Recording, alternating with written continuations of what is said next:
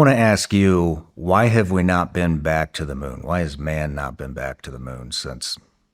Well, I would tell you right from the get-go, I'm 100% in the camp. We absolutely went to the moon, and what a travesty that we haven't been back. And I can tell you how we got there. We had a great Cold War rivalry, our ideology versus theirs, and 4.5% of the federal budget and the will of the nation is what happened. And once we got there and we went a handful of times and collected enough moon rocks, that was an expense that was it was no longer palatable.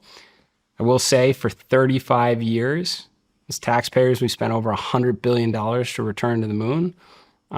35 years later, we haven't been able to do it. That's obviously a big problem that we need to fix. There's probably a lot of underlying reasons associated with it, but What would those reasons be?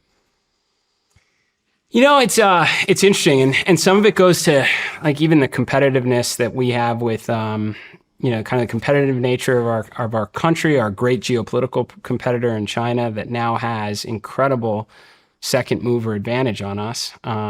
So what I mean by that is like take the Manhattan Project. We know something can be done and we resource it accordingly. We gather up the best and brightest and we set up locations all around the country to contribute and bubble up to this grand endeavor, which was to build the atomic bomb. Well, we did the same thing during the space program. We opened up Stennis in Mississippi to do engine work, and we set up Marshall Space Flight Center in Alabama to build the actual rocket. And Kennedy Space Center, what a great location to shoot a rocket going eastbound.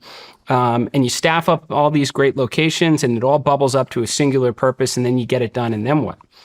The mission kind of loses its way a little bit. And then everybody goes into self-preservation mode. And it's like, well, let's move on to other broad-based science or other things, lots of little things that we're going to entrench ourselves into.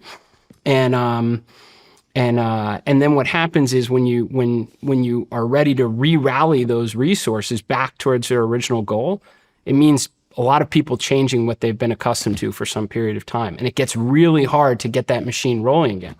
And I say all this in relation to China because they're doing the same thing now, where instead of trying to repurpose facilities and resources that have kind of lost their way to some extent over the years, they're literally doing the same thing of just setting up shop here, setting up a location here, all in optimal locations, all getting the right people and talent, and then resourcing it accordingly and willing it into existence. It's basically doing exactly what we did during the Manhattan Project, during the Great Space Race, and doing it now, having learned exactly, our approach to it, puts us at a disadvantage.